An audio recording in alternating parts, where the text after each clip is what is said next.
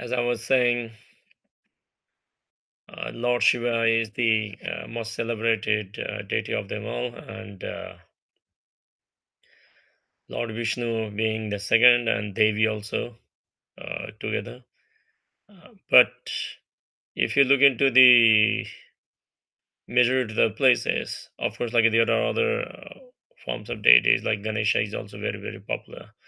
Uh, and among them, Karthikeya also come. But there are like a lot of things, with time, just like all the other deities has turned down into from yogic point of view to mystical point of view to mere worshipping and different kind of purposes for material well-being.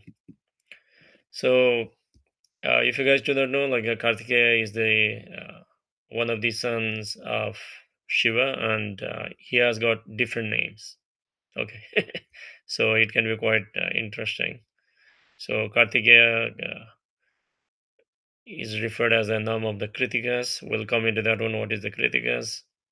Also known as the Skanda, Kumara, Guha, Subramanya, Gangeya, Agneya, and Murugan. Okay, and there are a whole lot of other names also. So if you go to the South India, you'll find like a whole lot of people with like similar kind of names. Okay, they will all have names, different forms of names of Kartikeya. Now there's a story of the how Kartikeya was born. So there are various stories. There's in the Puranas, like there's a one form of a story. There's another kind of a story in the Tamil texts. Okay, so Tamil text talks about just the appearance of the skanda. It doesn't go very far off, from the beginning. But the Puranas actually talks about that when Shiva got married with Parvati, and you know how Shiva is. He's like, he does everything, full intensity and everything. So because of that reason, like, Shiva and Parvati were not available to the external world. Like, they used to stay inside the Kailash and they never came out because they were recently married. So because of all that reason, the gods, the deities, other forms of like gods and everything, they were like very much concerned. We need Shiva actively in the world to balance out everything. And knowing that like Shiva was married and then like he was not engaged in the world, there were like a forces, who wanted to take advantage of that time, known as the Tarkasura. So he used to go around and then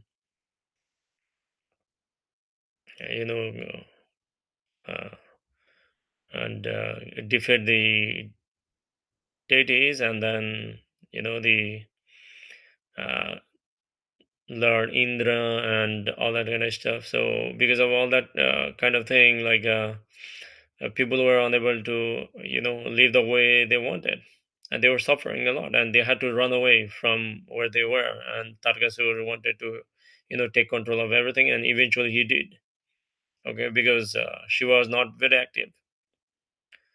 So looking into this one, the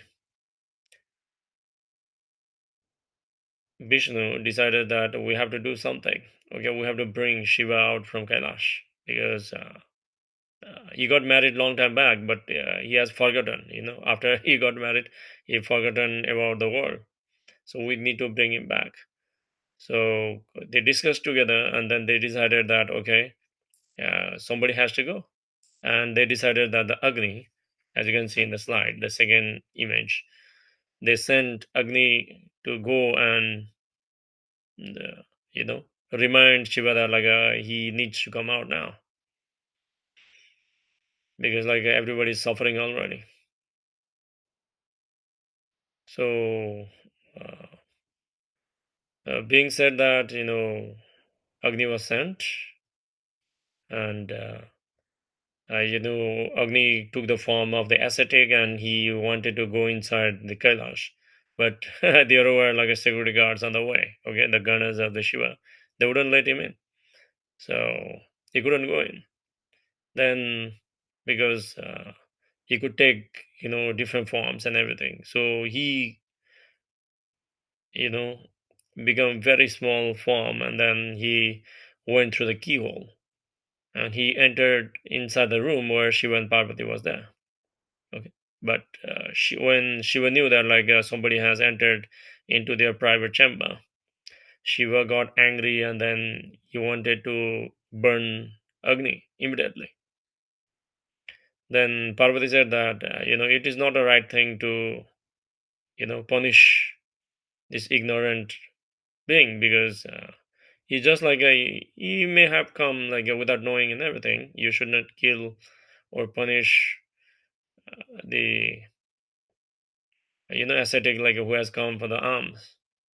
So being said that, Shiva decided, okay, then we need to give him something. Okay, so it is said that Lord Shiva actually gave him his it's known as the Rudra Birya, which is basically his seed. Okay, so the seed of the Rudra. So he gave it to Agni, and then Agni, not knowing what to do, because he has to accept it. So the Agni, thinking that Agni basically means the fire for the people who do not know. So he's a god of fire, so fire element. So knowing that okay, this is just the fire and everything, and he just swallowed it. Okay, the seed of the Rudra.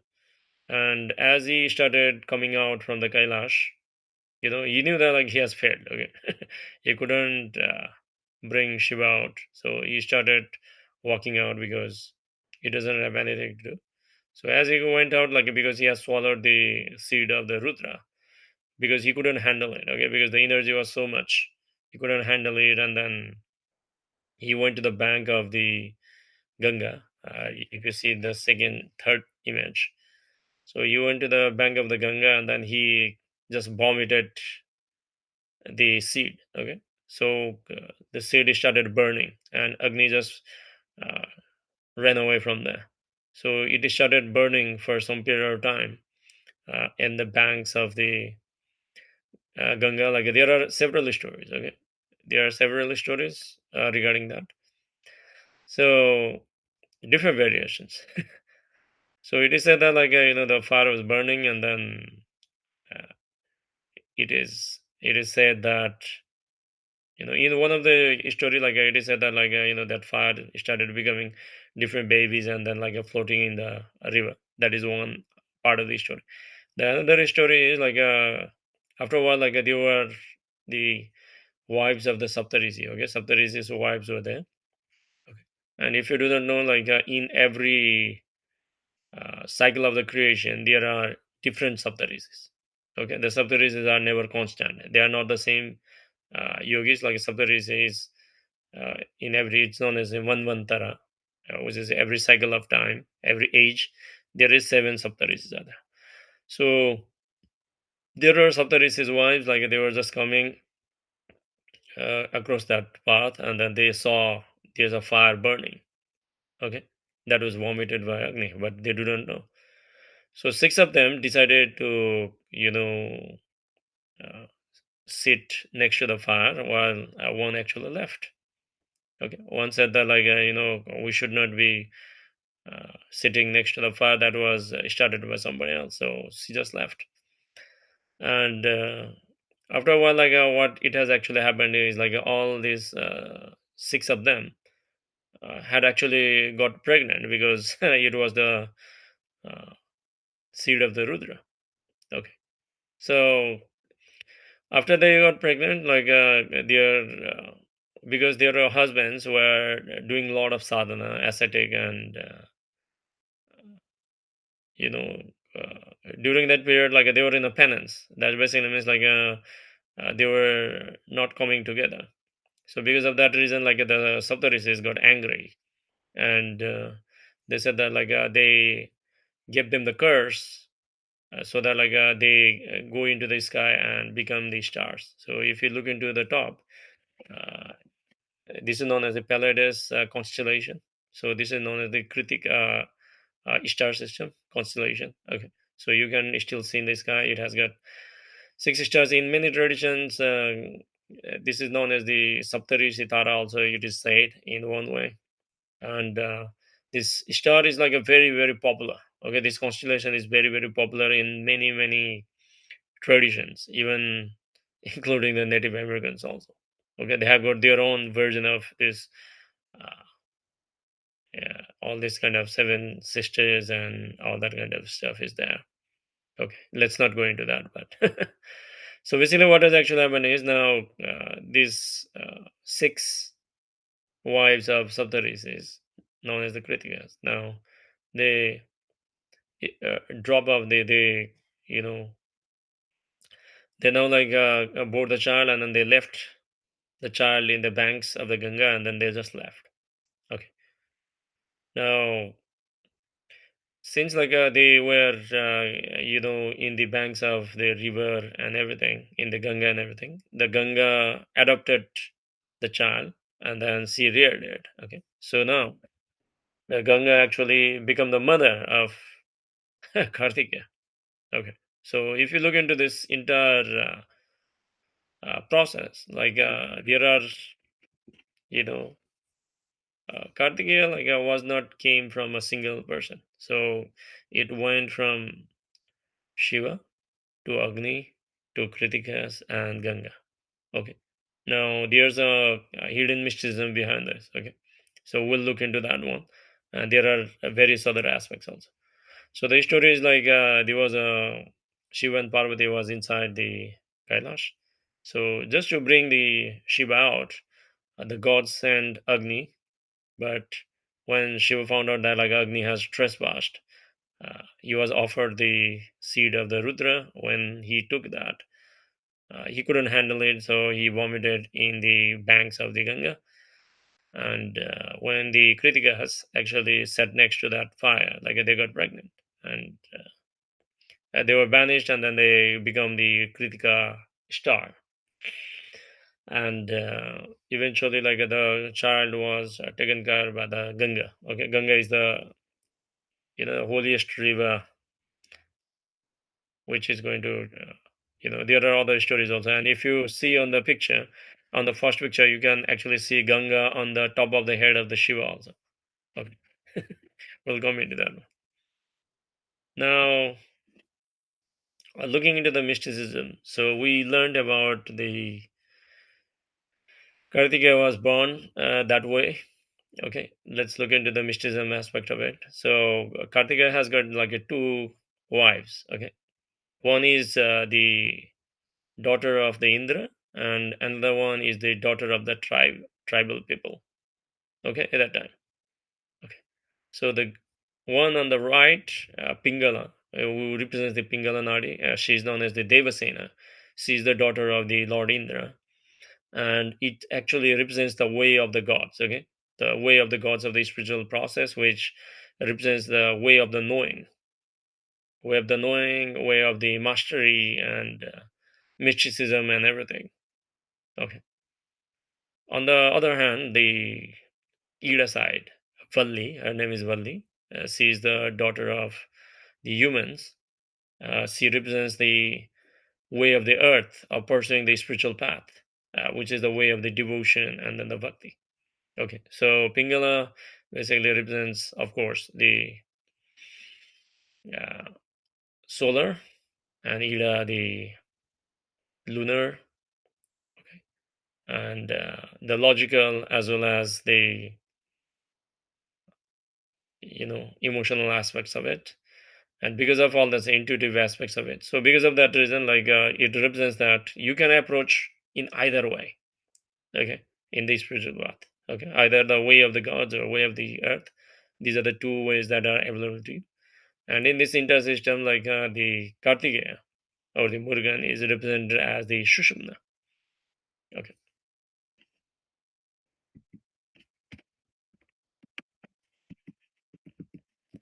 Now, if you may know the entire family of Shiva, like there are a whole lot of people are there.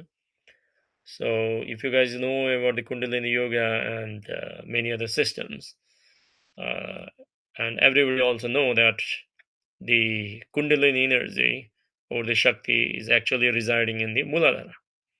Okay, so Shakti is in the Muladhara, and then Shiva is in the Sahasrara. So the whole process of doing the sadhana and everything is to rise the Shakti from Muladhara and take it all the way to the Sahasrara and unify with Shiva. Okay, that is the whole goal. Okay, that is the goal of the sadhana. Yeah, this is the mystical, analogy and everything. Okay, so why it is also so is like the name of the Shakti or the Shiva's wife, Parvati, also comes from the word Parvat. Okay, and that's why mountains is known as the Parvat, and that's how she gets the name Parvati. Okay, so if you lie down, like your spinal cord actually takes the form of the chain of the mountains. Okay, so it takes the form of the mountains, and because of that reason, like she's referred as the Parvati. Okay, so and now why Ganesha is actually referred as the Parvati's son? The story here is basically Parvati, the mountain, is made up of the earth element. Okay, and Muladhara is the earth element. And if you guys know that the story says that like Ganesha is actually created from the dirt that is coming off the body of uh, the Parvati. Okay, Parvati creates like when Parvati is having a bath, whatever the earth element that is coming out from her body while bathing, she creates the Ganesha out of that.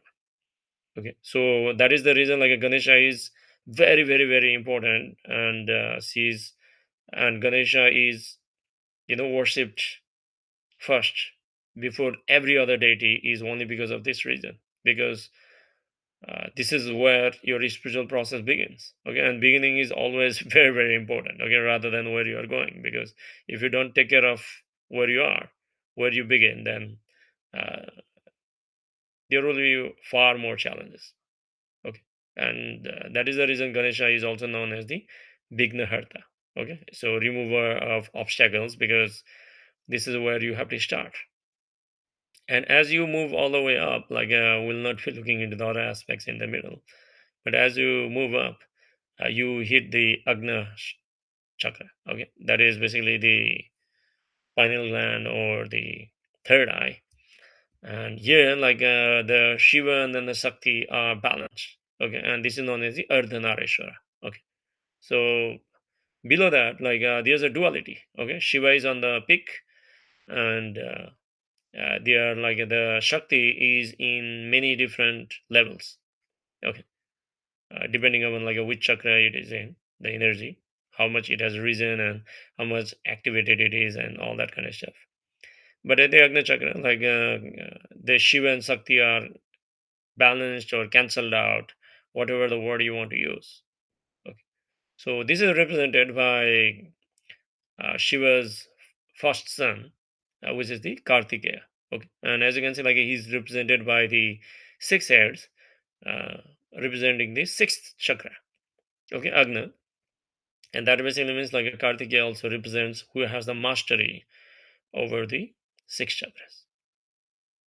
Now, as it progresses even beyond the Ardhanarishwara, then it hits the Sasra. Okay, and that is where when it hits the Sasra, then the ecstasy is going to happen, and spiritual experiences are going to happen, and all that kind of stuff. And that is represented by the Ganga.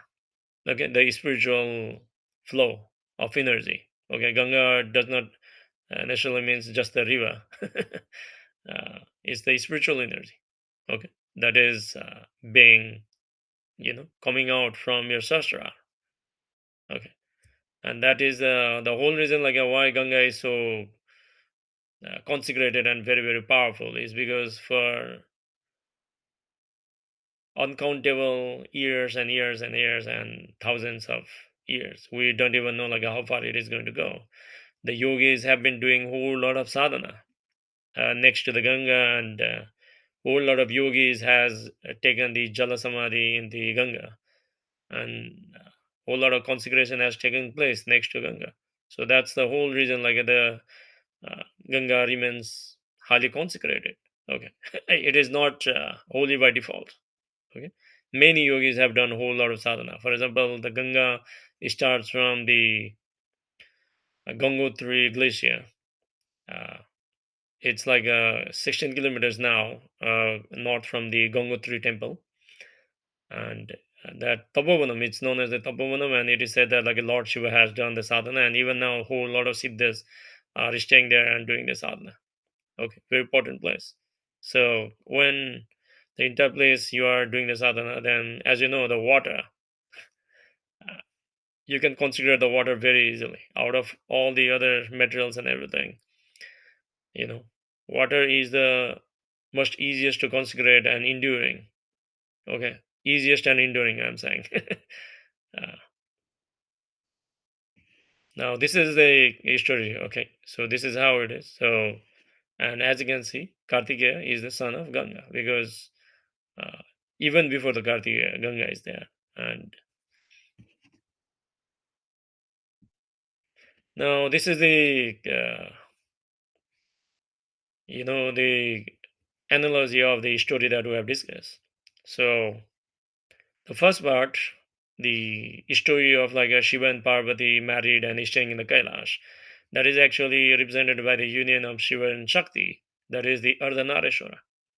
Okay, so when Shiva and Shakti was balanced and everything, then I think you guys know about the yogic sadhana when the Ida and Pingala, in this case, okay, Shiva and Shakti is represented by the Ida and Pingala. When both of them are balanced, and only then the Sushumna starts to rise, the energy starts to flow through the Sushumna. Okay, and if you guys do not know, the Ida or the lunar channel is the moon, and the Pingala is basically the solar channel, and in the middle is actually referred as the fire element. Okay, fire element channel. Okay, the Sushumna is referred as the fire element channel. That's why the god. Okay, because the he was responsible to bring the energy out. Okay, through the Sushumna channel. That's the fire element. Okay, and I think like the picture is self-explanatory. So basically, like he brings the energy out up to the sixth chakra. Okay, which is basically the Agna chakra. He is going to pull it up. Okay, and that is the representation of the sixth Kritika, and who took care of the Skanda, his six heads, all these kind of things represents that he brings the energy all the way to the Agna chakra. Okay, and once that happens, like the spiritual energy is going to get flow through the Sushumna, and that is basically like it is going to overflow. If you look into the first picture, like there is a Ganga on the top of the head of the Ardhanarishwara, and that is from where the energy is flowing out. Now, you know the story and you know a little bit of mysticism, but how to make use of it? Okay, there are a whole lot of things. So there are a whole lot of sacred spaces of Murugan or the Kartikeya or Subramanya or Kumara, whatever you want to say, depending on different parts. So these are the major important places, pilgrimage places of the Kartikeya. So starting from the Kailash, and it is said that you must have heard that like Kartikeya came down south. Okay, Kartikeya came down south to take care of all those kind of negative minded people. For example, like Asuras, he wanted to come and kill all the Asuras and clean up the southern part. But you have to understand that, like in the mysticism, the southern part does not necessarily means only the physical geography, but also means that like you're going to the Muladhara.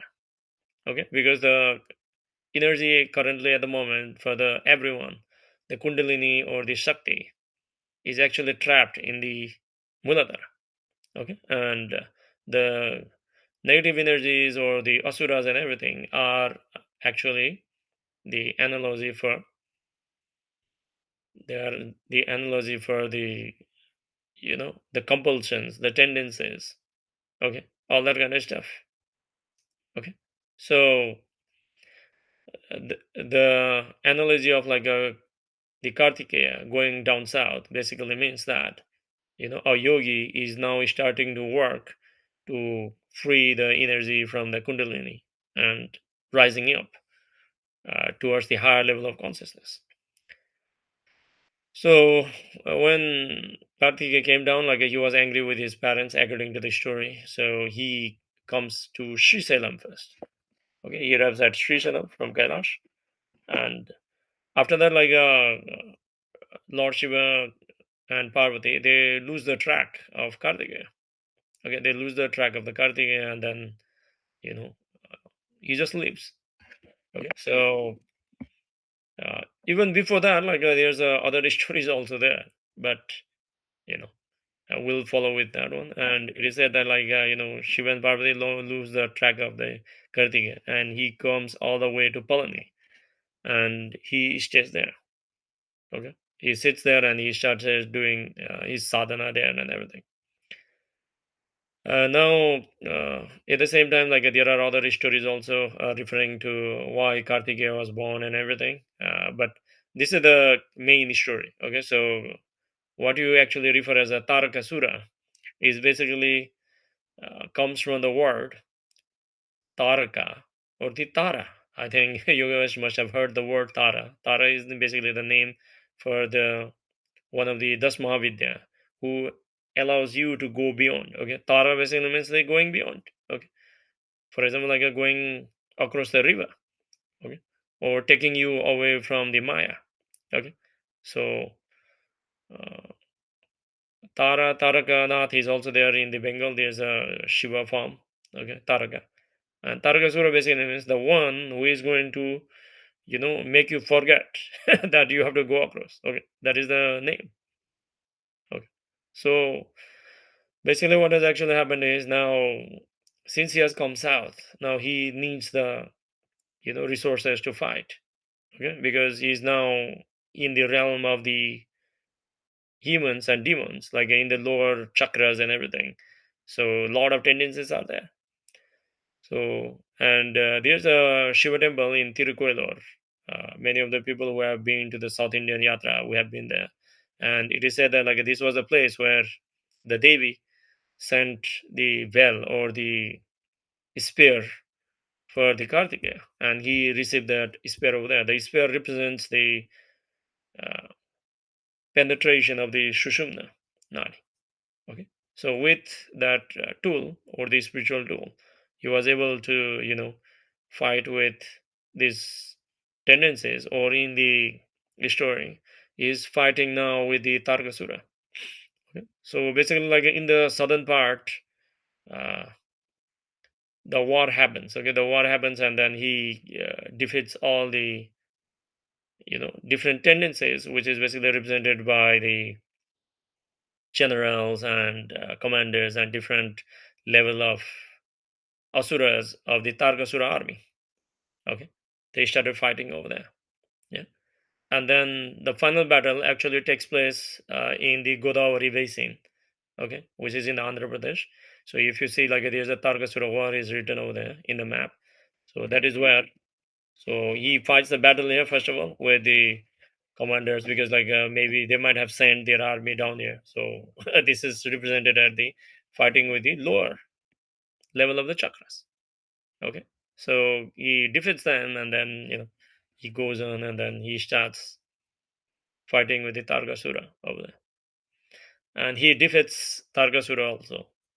Okay, which we'll look in a moment. Okay, there are other aspects also. So he defeats the Targasura, and after defeating the Targasura, like I think you must have heard the story Sadhguru talks about. He eventually realized the futility of doing all these kind of things because he had fought enough in his life. So a realization has dawned, and he travels to Kumara Parvata. Okay, it's the highest peak in the Karnataka. Okay, so he goes to the peak, and then he leaves his body in the standing posture. Okay, so at the base of the Kumara Parvata, there is also another form of the Kartikeya in the form of the Subramanya, and here, like he's depicted as the Lord of the Nagas. Okay, Lord of the Nagas. So it's a very powerful space. Like anybody who has got the Naga dosham and everything, they can go and take care of that. It's a very powerful space. And why it is so is basically as the Kundalini starts to rise. Okay, the story it is said that like the uh, Garudas, the clan of the Garudas and the clan of the Nagas were fighting with each other, and eventually the Garudas were too powerful, so they came to Karthikeya, and it is said like this was the place where Karthikeya protected them, the Nagas. So basically, there are like different coins of the story, of course, but from the perspective of this one, the Nagas were rising. Basically, means like your Kundalini was rising up, and you know. Uh, the Garudas also represents the spiritual energy, but in a different context. In this context, like it's a different thing. So here, like the Garudas basically it's you are rising high, you know, flying in the sky. You are more powerful and everything. So these kind of thoughts and tendencies was actually blocking him to go beyond. Okay, at the base of the hill, he was there, like he was in the peaks. He was in the peak, but at the same time, the the intention of flying high, becoming powerful and everything was coming into his thoughts, and there was a way like he came beyond that conflict within himself, and eventually he climbed all the up to the hill and he left his body. Okay, now that is the story. Let me share you the summary. So he came down from the Kailash. His parents, he lose track of his parents from here, and then he went to the Polony and he stayed there. And after that, like he had to fight with the Asuras. So he went to the Tirukoilur, received the spear from his mother, Shakti, and then like he defeated the Tarkasura army here, and then had the final battle with Tarkasura here. Okay, and eventually he realized it was quite futile, and he, you know, came in terms with himself. Okay, so flying high, or you want to go beyond.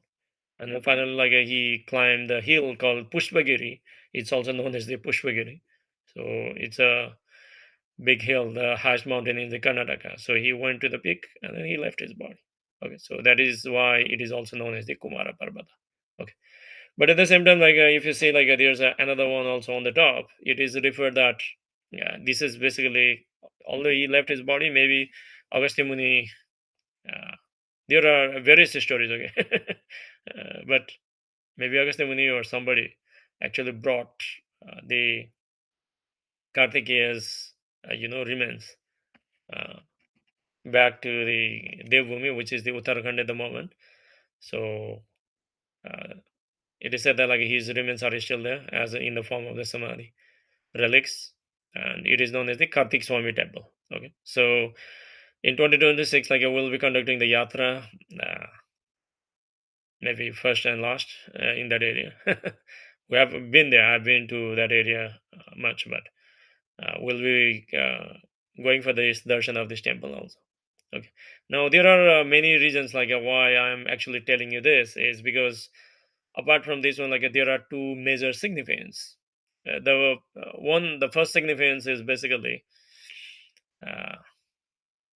is basically like Karthikeya.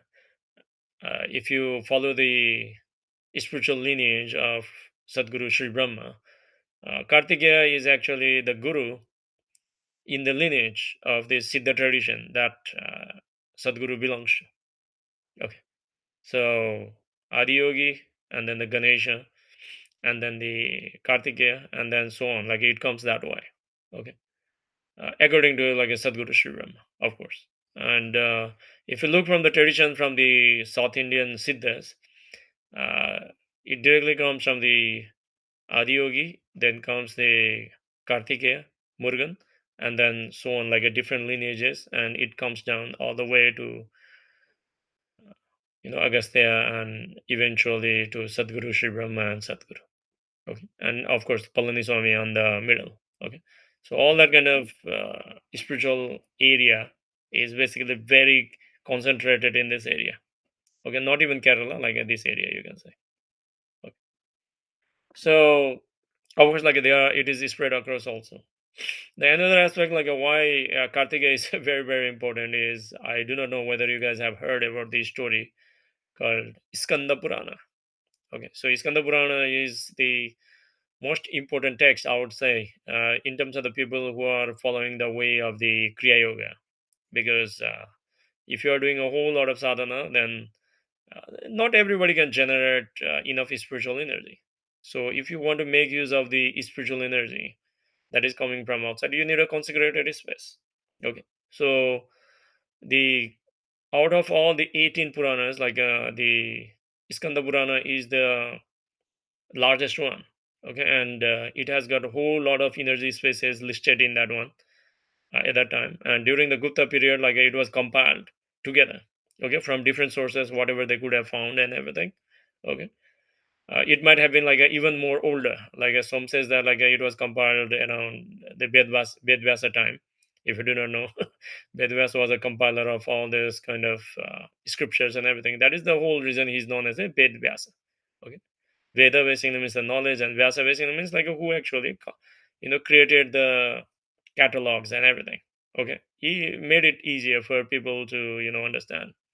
Okay, so the whole story of the Skanda Purana is basically the Karthikeya, or named as Skanda. Okay, Skanda has got like a many different names. Okay, one name of is like a coming out from the uh, Shastra. That is one thing. And another Iskanda also means that like the layers. So Iskanda Puran is all about the discourse between the Kartikeya and the Agastya Muni. Okay, so Agastya Muni is very curious. Like he goes to the Kartikeya and then starts to ask him many questions, and he took the form of the Iskanda, and he brings forth. Okay, that is the meaning of the Iskanda, bring forth. Okay, jumping out. So he brings forth all this nectar of knowledge, spiritual knowledge, as well as all the you know spiritual places. Okay, there are like a thousand and thousand of places which are lost now. Okay, if you go through the Iskanda Purana, like maybe you'll be able to find some of the main important spots, but most of the things are like very much hidden. Okay, if somebody strives, then maybe you're able to discover some of them, but you know it's going to be very different. So this is the entire geography of the events associated with Kartikeya.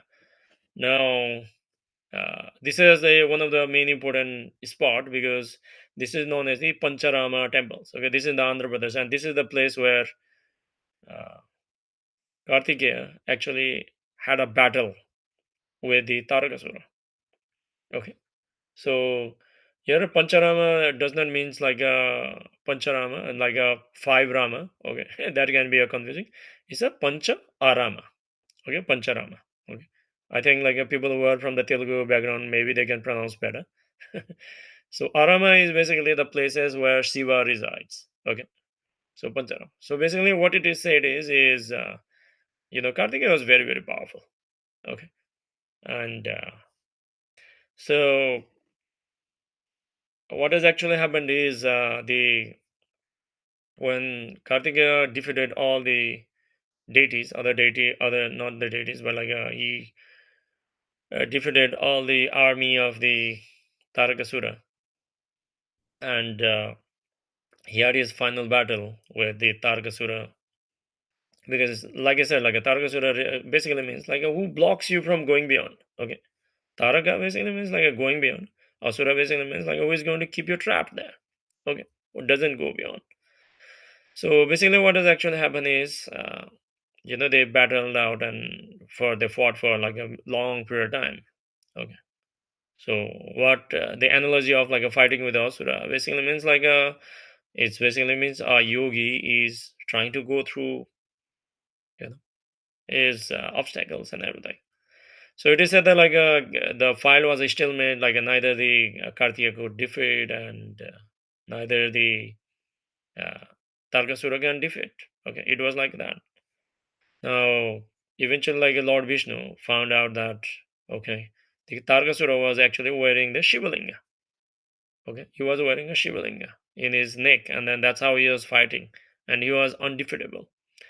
So they asked Kartikeya to attack that, and destroy that linga first, and that is when like he attacked. Okay, he attacked, and then that's how like he broke that linga into like five different pieces. Okay, and this actually fell into like a five different places, and if you look into the map, like these are the Godavari river. Okay. So now what has actually happened is like one part fell in a place called Amaravati. So that is where like Indra established that one, Amarama Linga. And the another one, as you can see, there's the Somarama Linga, Shirarama Linga. And Shirarama, like if you do not know, like it is said, like this was a place where Shiva actually gave the Sudarshana Chakra to the Vishnu. Okay. And there's a Draksharama Surya consecrated it over there. And likewise, like a Kumara, actually consecrated the Kumara Rama Linga. Okay. So these are the very powerful places. Like, the lingas are like very tall. You cannot, you may not have seen lingas like this. Okay. It is so tall that like you have to climb multiple stories to see the entire linga. Okay. You go into the first floor, ground floor, you see a part of the linga. You climb up, and then you have to see the another part of the linga. Okay, uh, it is like a very pillar kind of lingas. You cannot find anywhere. It's very very powerful. So after destroying that linga, like the Targasur was became weak. Okay, and then after that, like he overcame the Targasur, which basically means like the representation of this story is basically means that uh, you know even your prowess, even your spiritual progress and everything, because Targasura was not an ordinary being, like he did a whole lot of sadhana, but even the sadhana itself, if you don't use your sense and consciousness, then even your own progress can also become a hindrance. That is the representation of the Targasura. Okay, so these five temples are in the Andhra Pradesh, where the final battle happened between the Tarkasura and then the Karthikeya. Now, this is the final slides. Okay, so uh, the six heads, as we discussed earlier, actually represents the six different chakras of Murugan, and it is very rare that, like you can actually find the lingas which are actually described and even told to the people that these lingas actually represents these chakras and everything. Okay, and of course like with time, like we have lost this kind of knowledge most of the places, because most of the places has now turned just into the you know names only, and usually like because people would forget about these places, because of that reason like they have given the names in many different ways. Okay, for example, like if you hear a name called like a Nilkantha, that basically means like it is associated with the Vishuddhi. Okay. Uh, so Kartikeya came all the way down south. The analogy of coming down south is basically, working on your lower chakras so you can go beyond. So the shrines are still intact, like maintained very, very well. And like I mentioned that you cannot find this kind of descriptions and the way it has been maintained in this way. Okay. So the whole idea of like a Kartikeya is not only about worshipping and everything. The whole list of mysticism still exists, and these are the stories to keep it alive. That how to progress spiritually and what are the limitations comes on their way. So whatever the this is the whole reason, Sadhguru always says, and even all the gurus says that whatever the siddhis comes your way, or whatever the obstacle comes in your way, you just need to learn to ignore them. Don't get attached into that one. Otherwise, like you will also turn into one more Ravana or one more Targasura. Okay, and in that enjoyment of the power and siddhis and abilities, you will not be able to progress. Okay. So yeah, that's the end of this. Uh, the session. So if you have any questions, like you guys can just turn on the microphone and ask, or like you can do this. We'll just like keep the discussion only to this one. Okay.